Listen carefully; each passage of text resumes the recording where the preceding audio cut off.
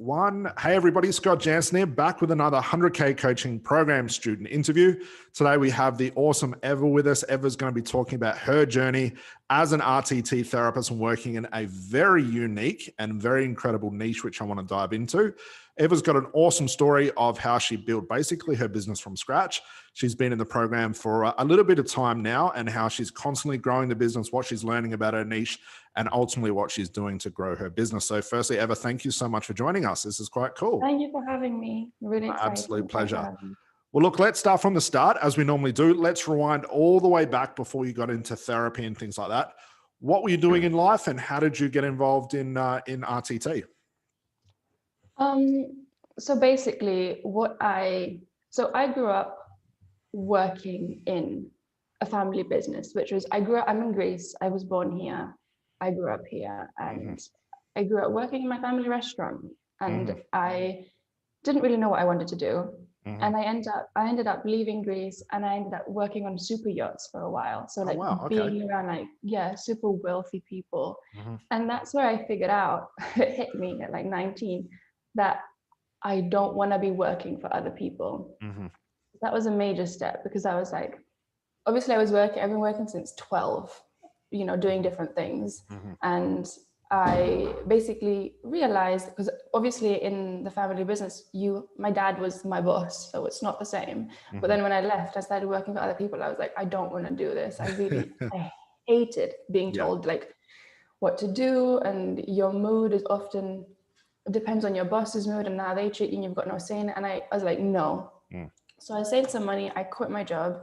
I traveled the world for a year with my boyfriend, a year and a bit.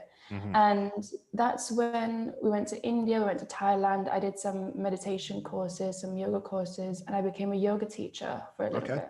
And I loved it, but it wasn't it. I knew it wasn't it.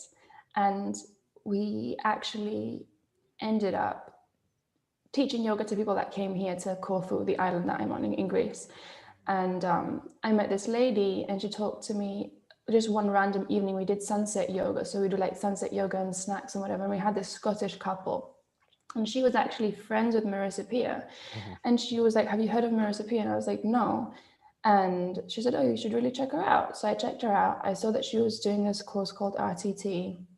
And I was adamant. I was like, I really want to do this, because I've been interested in mental health and everything ever since I was 14. I think I watched The Secret or something. And that triggered that. I think that's where a lot of people start with that movie. Yeah. Honestly, it all just started there. And I remember I used to pause the Secret and write down stuff that, that the quotes and sentences that spoke to me that I liked. And then I got into more books and into more and more. So I've always been interested in how the mind works ever since I was really, really young.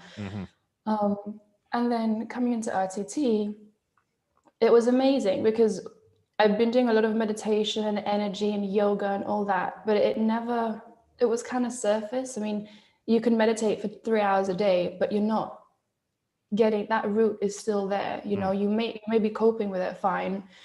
You may be feeling a lot calmer, but the root's still there. And I knew that I could feel that. And so, I saved my money.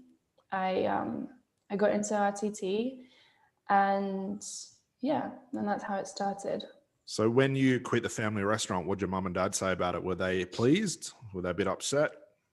No, they were just like, get out of here, go explore the world. So they were supportive, definitely. How long have they had the business for? Oh, years, ever since I was a baby, 25 over that. Yeah.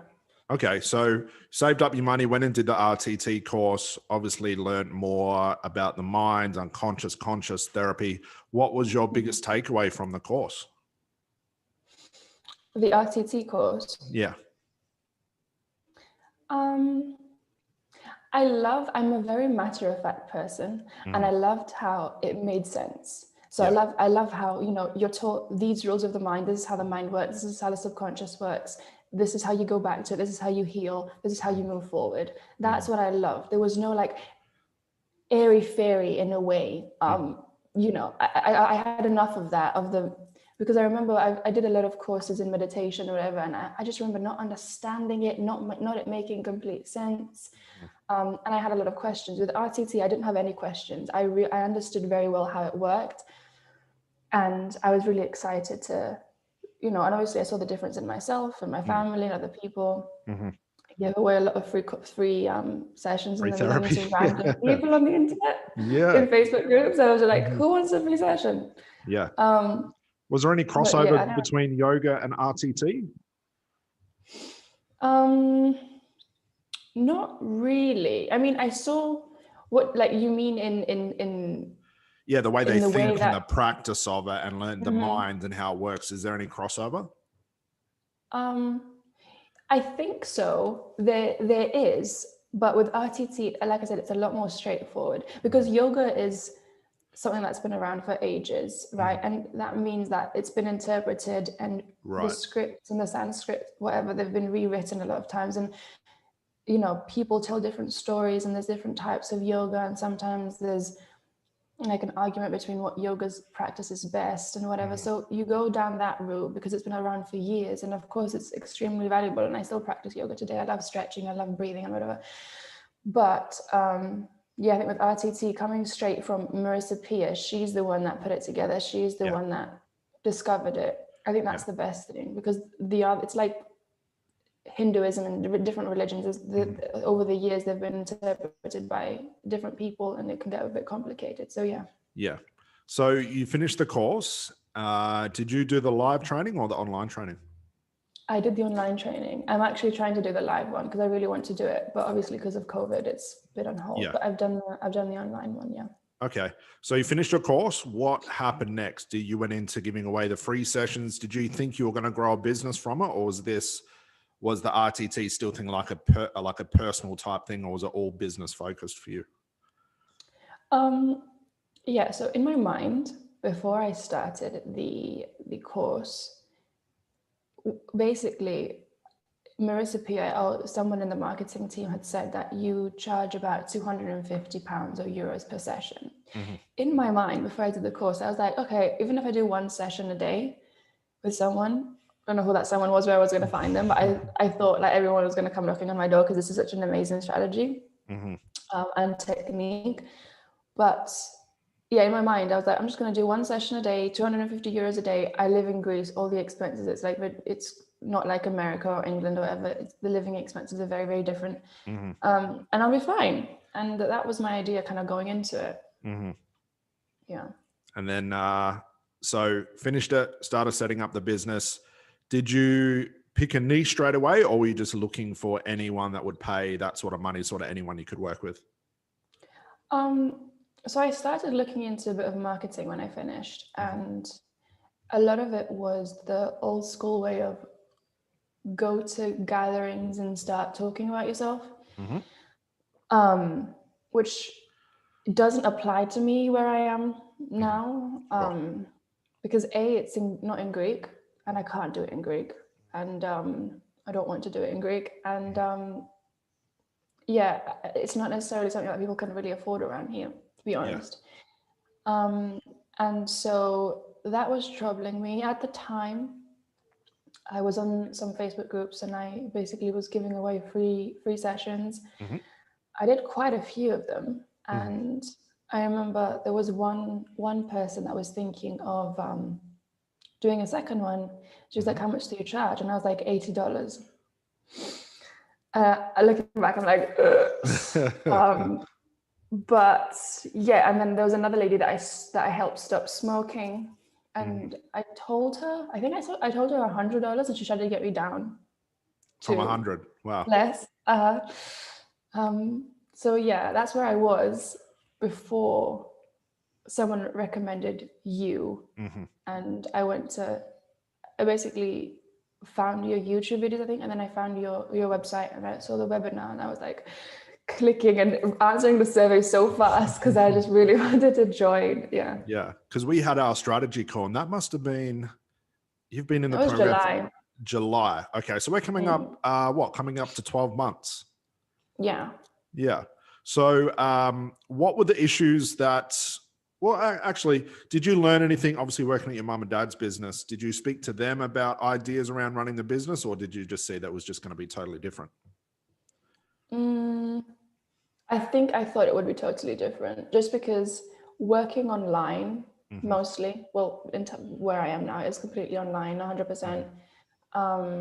And with people from abroad and everything, it was kind of drilled into me because of where I am, and people, the way of living here is very, very different. And it was kind of drilled into me since I was very young, not from my parents, but just from people around me, how you can either live here and have a laid back, relaxed life, but not make a lot of money. Or you can go to the UK, you can go get a 9 to 5 somewhere in a city or whatever, and have more money but not be as happy. So like growing up, those were the two options that not necessarily my family, but just people around me were trying to push. Yeah. So it was complicated at the beginning, yeah, I'd say. Yeah. But obviously the thought of not wanting to work for somebody else was a big enough motivator to get the business to work.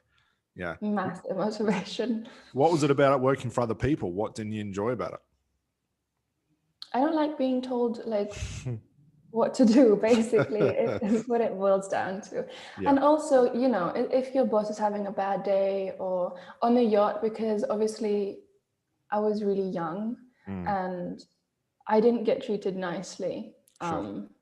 And I actually like reported it and nothing happened. And then Wow. I just told the management, actually, I was like, these years are going to play a role in who I'm going to become, and I don't want to surround myself with this environment. So I left. Yeah. But it was just basically not being treated fairly, and just being told what to do all the time. I just didn't, it's not for me at all. Yeah, I don't know how people can do it either. I think my only job was collecting trolleys at the local supermarket when I was like 14 or something, and that was harsh enough, let alone doing a 9 to 5. But we had our strategy call, and you dived into the program. When you first dived in, what was that like for you to actually start looking at the business correctly, looking at niching and pricing and marketing and all that sort of stuff? What was your biggest aha moment from that diving in? I was really motivated to start because I remember we had the call, and I was like, "Is there any way to avoid video when I enter your course?" And you were like, "No." Yeah, I remember. I was like, all right. But I think the biggest aha moment, I think, when you gave us that spreadsheet and you were like, if this is where you want to be, what do you need to charge? And just the structure. I love the structure. I like with RTT how it made sense. I loved how this made sense. Very so I just really yeah. I think that's what I loved. And everything was new to me. So everything was an aha, because I was like, that's really cool. That makes sense. And obviously the whole video thing took me a while to get used to, but now I actually prefer video to writing a post. Yeah. Now, I think what's most interesting, a lot of people don't know, you and me had a lot of, and this was maybe a couple of months after the program, I think you struggled for a while, as everybody does, on the whole nailing the niche. And we had a lot of conversations back and forth. I think we had a couple of calls as well. What was it like to, and we'll talk about what your niche is, because I think it's awesome that nobody else is doing it as well. What was the troubles with getting into the niche and trying to find out what it was and get the wording right? Where were you struggling the most? I think with the niche, I had no idea what my niche was going to be. And so I interviewed, I talked to a lot of people about, in my mind, I wanted it to be women with depression and anxiety, helping them overcome that. Yeah, I was adamant. I wanted it so bad. I wouldn't let go. And I thought, obviously, that's quite broad. And we talked about that, and I realized that. And then I wanted to use past experiences that I've been in. Like, I've been in a narcissistic relationship in the past. So I was like, I want to do that. I want to help people with that. But that didn't really click either. And then when I came into the whole retroactive jealousy thing, obviously there's not a lot of information out there, right? And although it's something that I have personally experienced, it was intimidating because I hadn't practiced healing anybody that has this. Although I'm sure that my healing, I healed myself with RTT, but not anybody else. So it was terrifying. And also, like I said before, I know that with retroactive jealousy, a lot of men suffer from it. So it's probably maybe 60 or 70% men and the rest women. Okay. And I didn't want to work with men. I just didn't. I don't know why, but I just was like, I don't want to. And so I tried to avoid it for a long, long time. I tried several different things, researched several different niches. And when I said, okay, this is it literally was in October. So it took me from July to October. Yeah. It was that long. Figure all of this out. And I made like videos about different things, different niches, exploring different niches and everything. But I think when I realized, so I started making money in July, thankfully. And I remember I paid the course off faster than I ever.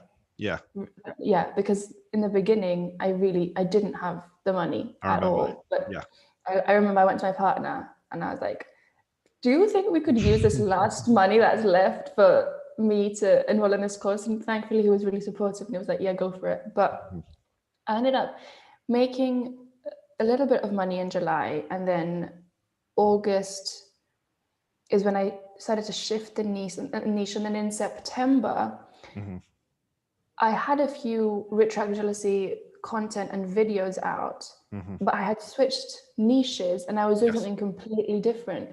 And in September, even though I was making videos and focusing on a separate niche, I was still getting clients from retroactive jealousy. So that's when I was like, okay, I'm getting people are contacting me for retroactive jealousy, and I'm not even marketing myself for that. So I think that this is the niche for me. And then in October, when I finally like settled down and I was like, okay, this is what I'm going to focus on. Isn't it interesting? And I said this at the start of the program, of course, that once you nail the niche, you don't even have to be that good at marketing. The niche will pull people in. And I think what's so unique about your niche, and I want you to explain it to people so they can understand it, is there's not a lot of information. There's not a lot of real experts. There's a lot of fluffy information about it, but no one that dives into it as deep as you do. And again, that's why the niche has grown around your business and stuff. But for people that are watching this that don't know, what is retroactive jealousy? What is it?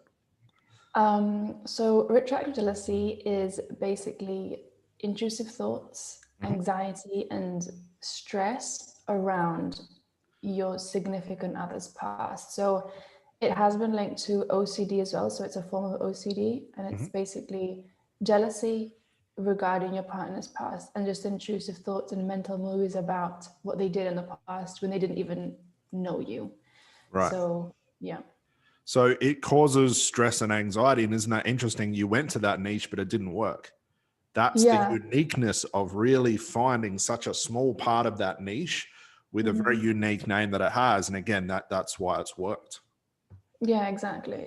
Because stress and anxiety and depression, not depression so much, but anxiety is a word that's just tossed around so frequently nowadays. It could be caused by anything. So yeah, it's really important to find something specific, I think. Yeah. So how does someone know they've got that type of jealousy? Is there certain triggers that trigger it off? Is there certain thoughts, certain actions that happen when you've got this? Yeah, so it's when you have these intrusive thoughts, normally what people like to do or feel like they need to do, it's like a compulsion, is ask their partner loads of questions about their past. Okay. Either that, or they stalk their partner's exes on social media, or really?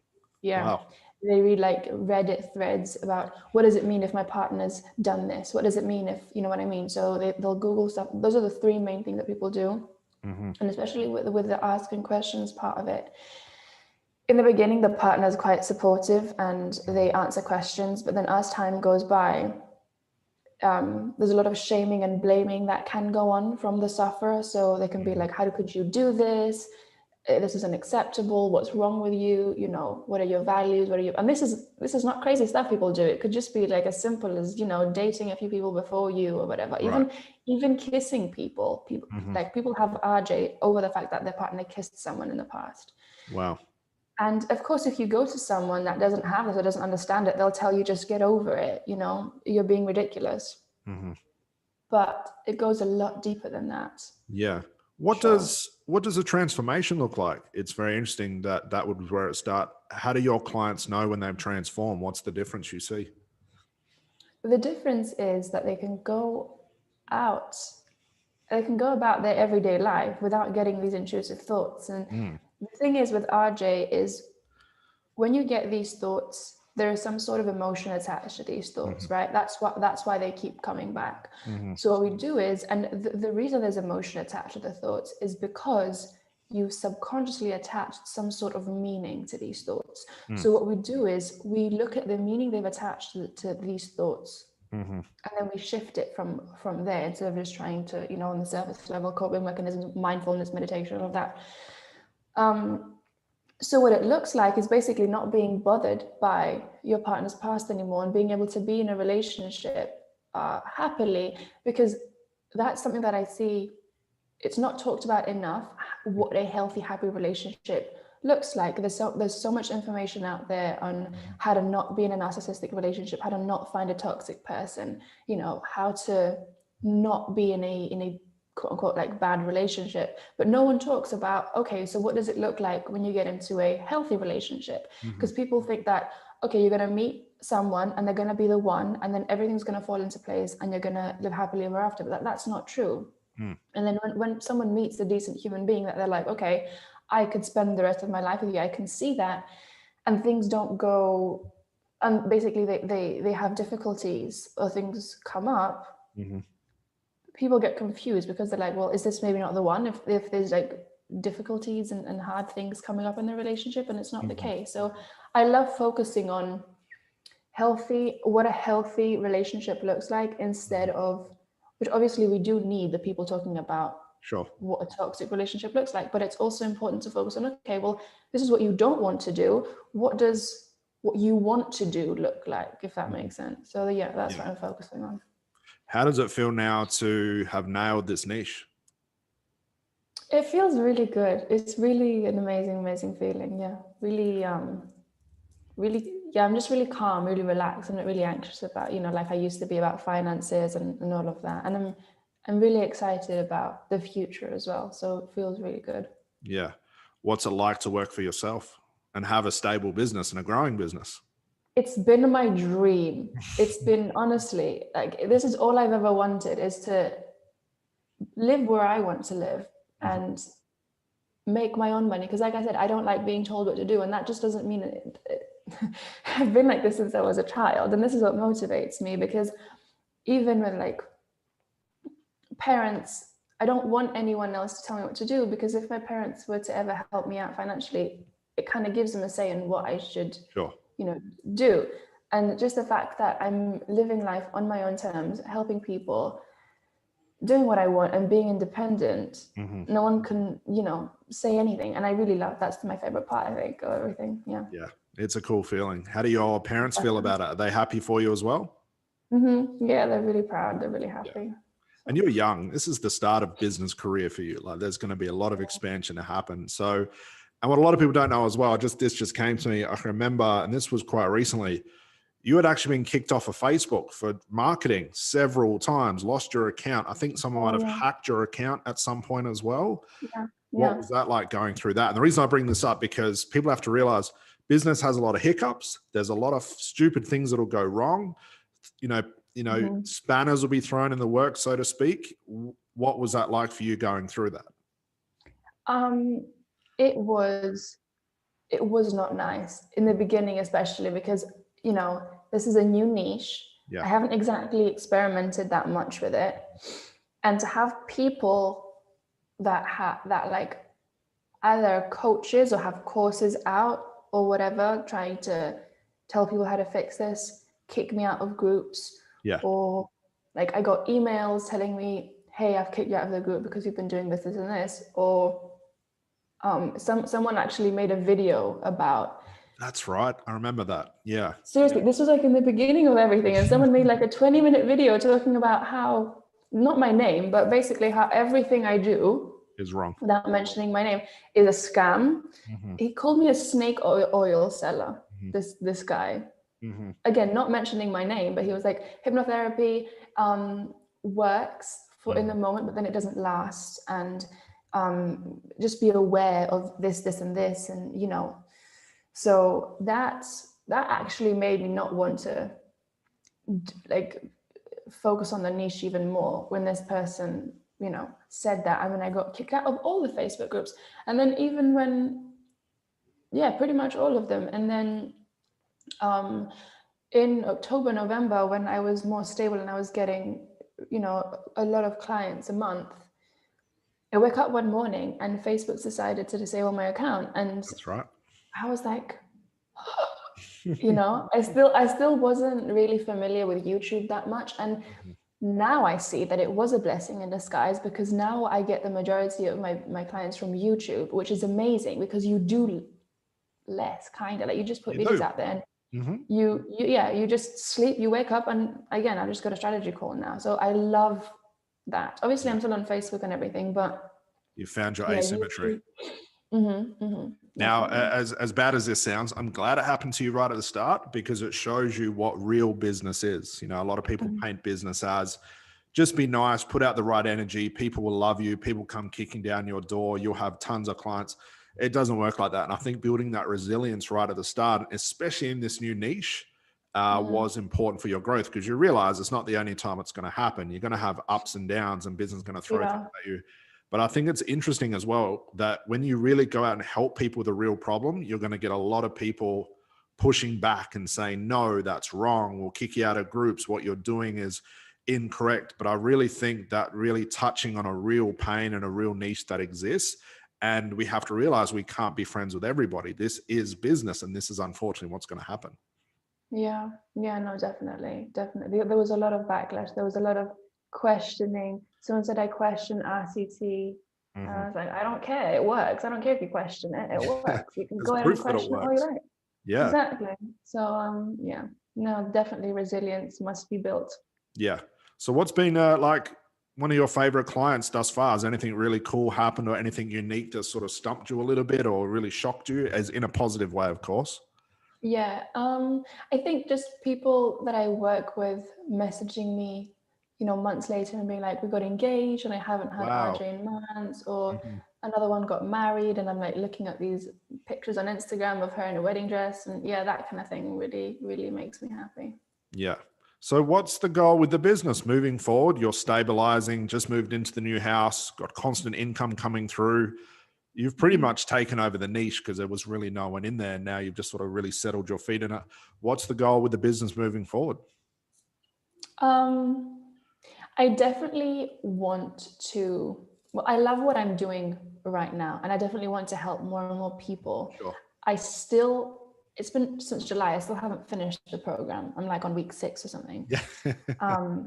But yeah, I think retracted jealousy is a form of OCD, and then there's another thing called ROCD, which is getting compulsive thoughts about people, not about people, about your partner, whether or not they're the right person for you. So everything can be going fine in the relationship, but you're getting these. So basically, what happens is people get these thoughts of, oh, my partner doesn't look good today, maybe they're not the one for me. And then they're like, why did I think that thought? And they get freaked out. And then these thoughts come back over and over and over again.